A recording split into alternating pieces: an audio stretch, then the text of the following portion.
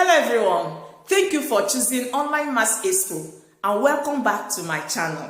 If you are new, we say a very big thank you for choosing to learn through us. The question is limit of a function so difficult? If that is your question, this is a home for you because in today's tutorial, we are going to give you all you need to know about limit of a function, strengthen your knowledge with examples, and then rules that are guiding this concept. Then if you're ready for this class, let's walk it down to the board. Okay, let's consider this function. We have f of x is given as x squared. Now let's assume we want to find the value of this function when x is equal to 2. What does that mean? It means we are going to put in the value of x in this function to give us f of 2 is giving us 2 raised to the power of 2. And 2 to the power of 2 is 2 into 2 times, which will give us 4.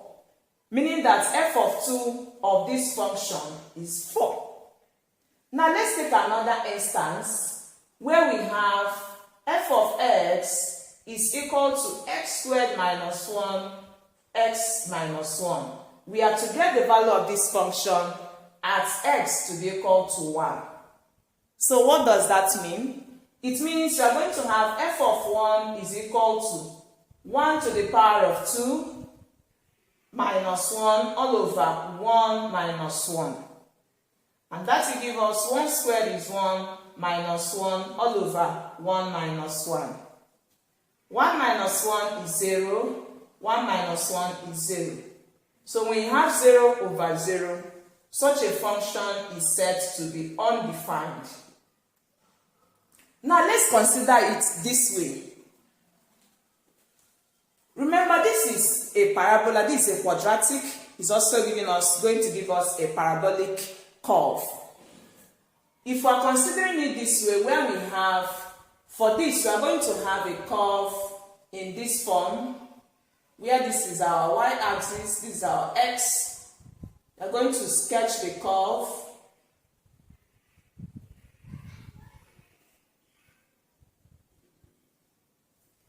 So this is what we have for f of x to be equal to x squared. Now at this point, supposing we are also looking at when x is equal to 2.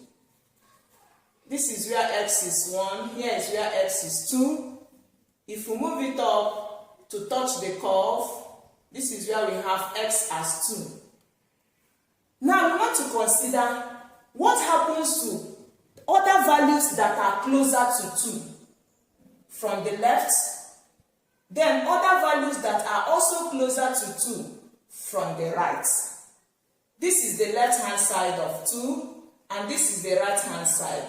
Let's consider what happens if at x the value of y is giving us 4 from what we have here. Then what happens to other values that are closer to 2 from the left hand side and those that are closer to 2 from the right hand side? What do we do to such? Now let's take it that the values of x there are, when x, we are moving it from the left side, from the left hand side, let's take the values of x to be 1.9, just 2 closer to 2. So we're having 1.9, we have 1.99, we have 1.999, we have 1.9999, and so on. What happens to the x squared? We are also going to look at it from the right hand side for the values of x that are moving closer to 2 from the right hand side. Now if we are considering 2.01, very closer to 2, we have 2.001, we have 2.001, 2.00001, then let's get it squared. Now you notice that the values of x that are closer to 2 from the left hand side, which we have it as this, have these values of y to be moving closer and closer to 4. Just look at it. The more you take values of x that are closer to 2, take 1.99999, you will notice that the y value is moving also closer and closer to 4. If you look at it from the right hand side, the values of x that are closer to 2, the more you take them, the more they are coming closer to 4. Now let's consider the second function.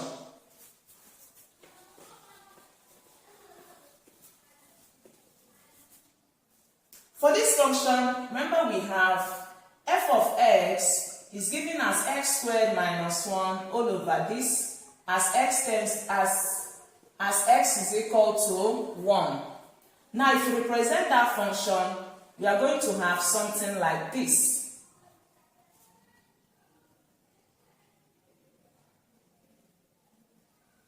So this is where we have our y-axis. This is at the point of 2. So if you have x as 1, this is where x is 1. This is our x value. Now what happens? If you move the values of x from here, from this point 1, to move to the point where we have the line, which is this line. Remember, we got 0 over 0, which is what? Undefined. It means that if it's undefined, there should be a gap here.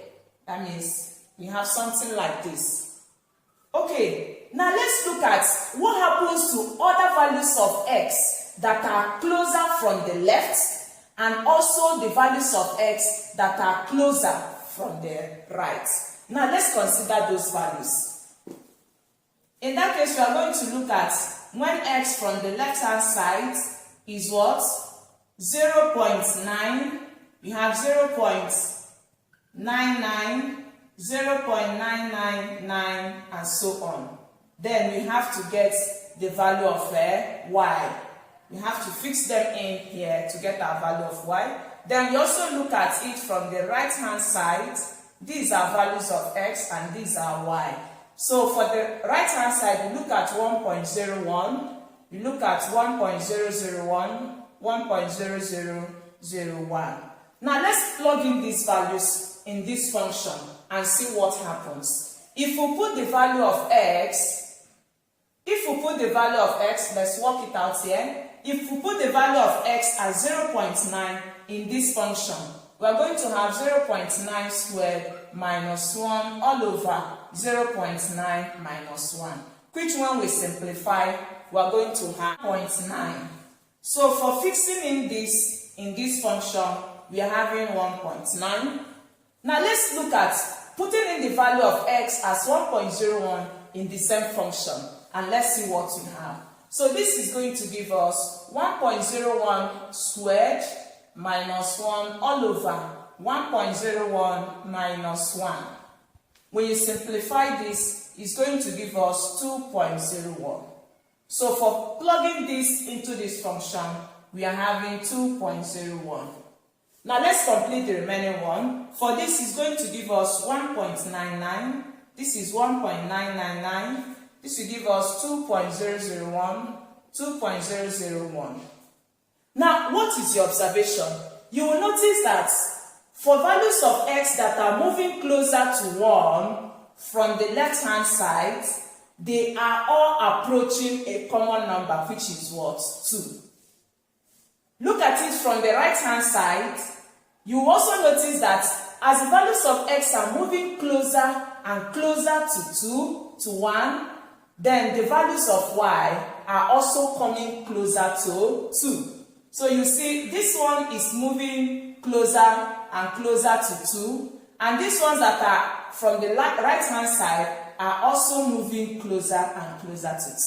Then we can draw our conclusion that if the two are moving closer and closer to 2, then we can say that the limit of this particular function at x equal to 0 is given as what? 2. And that takes us to what we have as limit. Now, what do we mean by limit? Limit is the value to which a function approaches or tends to. And mathematically, look at what we have there. We have it that if you have something like this is a mathematical definition of limit. And how do we read this? It is read as limit of f of x as s approaches a.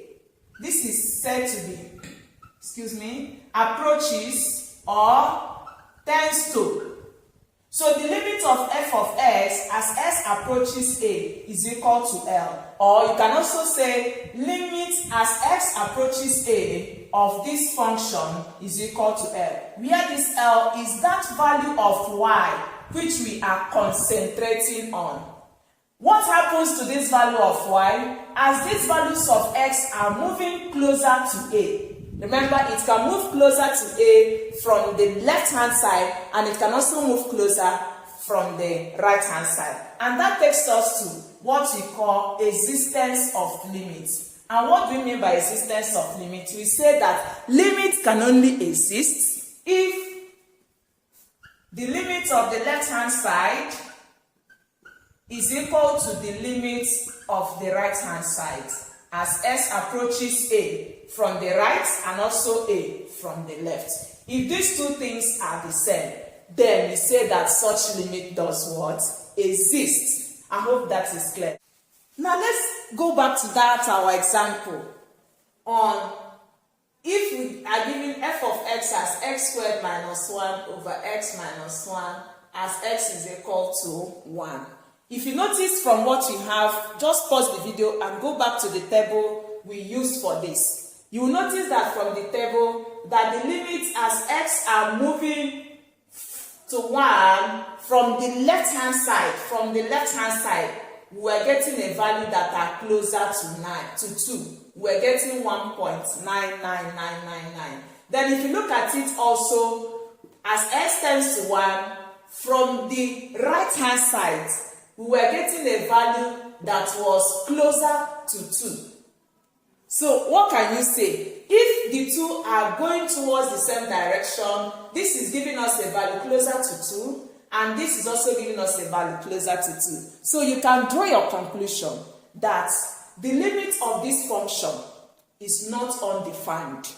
The limit of this function as x squared all over this as x is equal to 1 is equal to 2 from our conclusion, because limit will exist if the left and the right are equal. So you see that the two are equal. So the limit of this function is 2 and not undefined. The other way around, look at what you can do.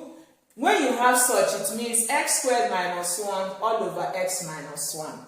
I hope you still remember your difference of 2 squared, which says that a squared minus b squared is equal to a plus b and a minus b. So for this, we are going to have x squared minus 1 squared is the same as this, is equal to x plus 1, here our a is x and our b is 1, into x minus 1. So if you plug it here, it's going to give us x plus 1 and x minus 1 all divided by x minus 1. So this can cancel this, okay? So we are now left with x plus 1. And remember, we are given at x equal to 1. So at x equal to 1, we are going to have 1 plus 1, which is also giving us 2. So you see that limits of this particular function exist, even though the function is not defined. Okay, the function may not be defined, but you can see that the limit of this function is existing at x equal to 1, and the value we have there is 2. So now let's look at the rules of limits. When you have lim of a constant as x approaches a is always what? The constant. Let's look at example. If we have lim of 3 as x approaches a, it is also 3. Okay? Then another example, another rule is lim of c of x, where this c here is a coefficient. As x approaches a, it is equal to c lim f of x as x approaches a. Let's look at example So we're going to have lim of 2x as x approaches a is going to give us, this will now be 2 lim x as x approaches a. Okay, let's take care of other rules of. So this will give us the third one. If I have lim of f of x plus g of x, I'm adding two limits. As x tends to a, I can do same for also subtraction. What it simply means is to split the limits to each of the functions. So I have something like this, plus lim of g of x as x tends to a. You will notice that the limit has been splitted to each of the functions. Okay? We can have example, lim of 3x plus 2 as x tends to a simply means lim of 3x as x tends to a plus lim of 2 as x tends to a. I hope it's clear. You can also do same for subtraction. You can also do same for addition. Rule number 4 says if I have lim of two functions multiplying themselves, the same thing I did above, you split the limits to each of the functions so that you have lim of g of x, x and a is multiplying lim of h of x as x tends to a. Okay, we can take one example there. Supposing we have lim of x plus 2 and x minus 3 as x tends to a. So what do you do to this? Simply split the limit and that will give us lim of x plus 2 as x tends to a is multiplying lim of x minus 3 as x tends to a. And that is for multiplication. So let's look at the next rule, which is rule number 5.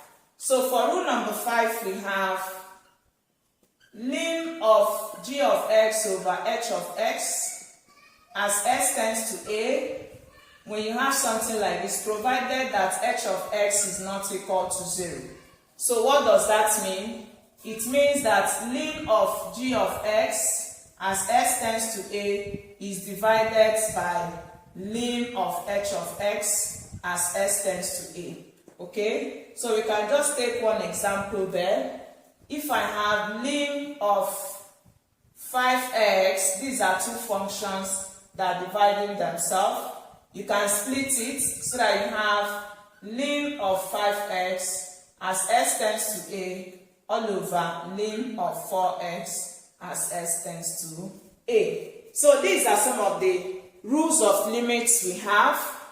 Then the next is to look at methods used in solving problems in limits. Now let's consider some of the methods you can use in solving problems on limits. We have direct plug, or what you call direct substitution. Then we have factoring and factorization method, use of L'Hopital's rule, conjugating complex fraction method, use of piecewise function. These are some of the methods we can use in solving problems on limits. Join us in our next class as we go through these methods. Please remember, if today is your first time of joining us and if you found this tutorial so engaging, don't forget to give us a like.